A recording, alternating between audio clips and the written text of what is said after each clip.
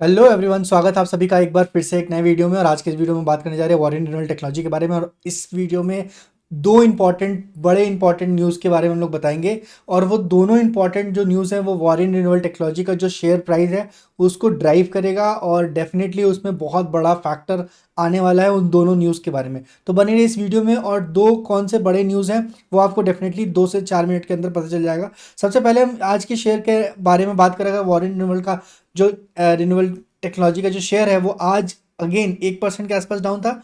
और यहीं पे अगर हम लोग बात करें पिछले 5 दिन में, तो ऑलमोस्ट 2 बार अपर सर्किट लगाने के बाद फिर नीचे ही चला आ रहा है।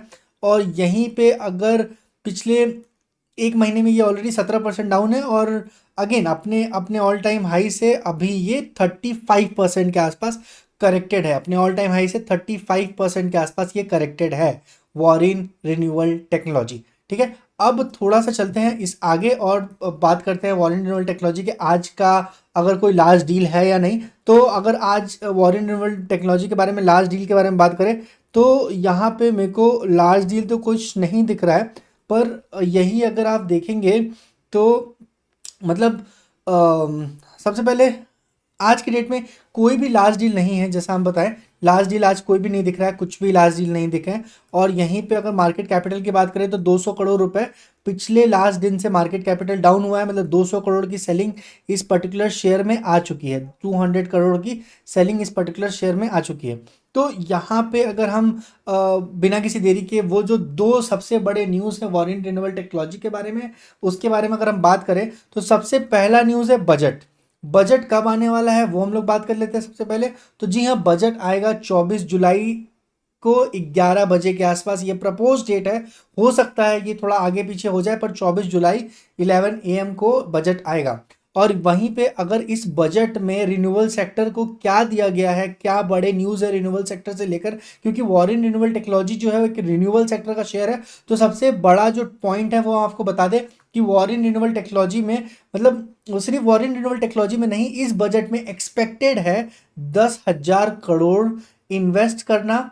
2024-2025 के अंदर 10,000 करोड़ के आसपास का इन्वेस्टमेंट, जो कि 2023-2024 में 4,760 करोड़ था, 4,757 करोड़ के आसपास था, उसको 10,000 करोड़ के आसपास कर दिया जाएगा। ये एक्सपेक्टेड बताया जा रहा है सोलर पावर स्कीम के ऊपर। ठीक है, grid based solar power scheme के ऊपर बेसिकली जो सूर्य योजना आया हुआ है प्रधानमंत्री जी का, उसके तहत 10,000 करोड़ के आसपास का इसमें बजट एलोकेशन किया जाएगा।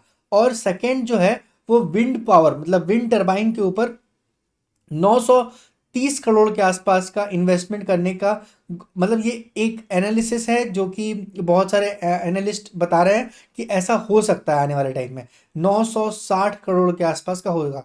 ये बेसिकली जो 1 फरवरी 2024 का बजट था उसमें भी ये सारी चीज़ें डिस्कस हुई थी। अगर हम लोग बात करें तो सबसे बड़ी बात आएगी रूफ टॉप सोलराइजेशन का, जिसके लिए वॉरेन रिन्यूएबल टेक्नोलॉजी एक बेस्ट पिक है। रूफ टॉप सोलराइजेशन में 10 मिलियन हाउसेस के ऊपर रूफ टॉप लगाना है, और 300 यूनिट के आसपास फ्री इलेक्ट्रिसिटी प्रोवाइड करनी है ईच मंथ। ठीक है, वो सोलर इलेक्ट्रिसिटी होगा।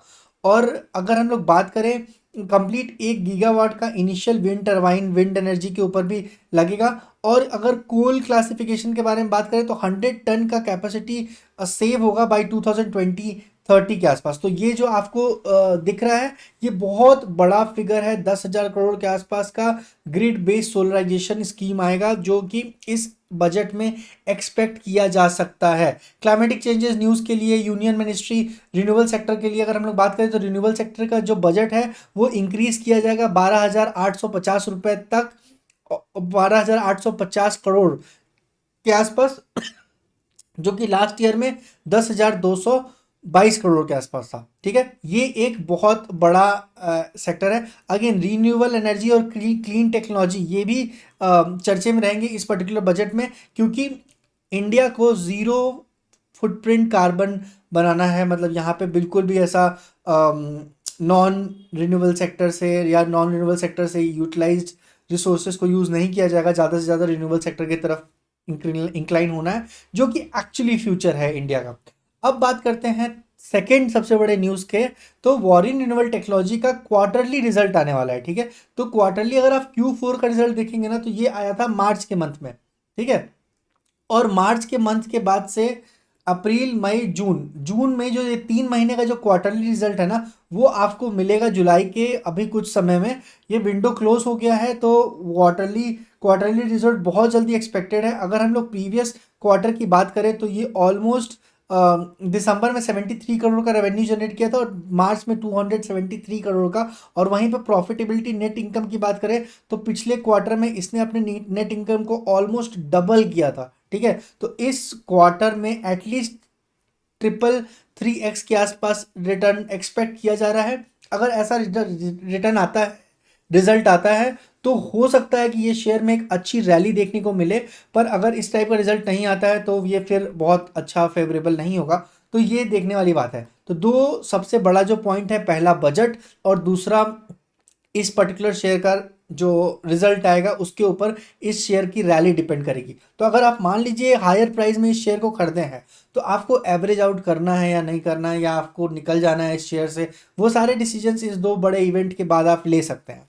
मतलब अगेन ये बाय एंड सेल रिकमेंडेशन नहीं है, बस आपको एक एजुकेशन और न्यूज़ हम आपके सामने प्रोवाइड कर रहे हैं ताकि आपको डिसीजन लेने में सहूलियत हो। और इसीलिए ये चैनल है, तो आप बेफिक्र होकर, अगर आपको लगता है कि किसी दूसरे शेयर के बारे में एनालिसिस चाहिए आपको, तो डेफिनेटली आप कमेंट सेक्शन में बता सकते हैं, हम उसके लिए वीडियो लाने की कोशिश करेंगे। मिलते हैं नेक्स्ट वीडियो में, तब तक के लिए stay tune, take care, thank you so much guys, bye bye.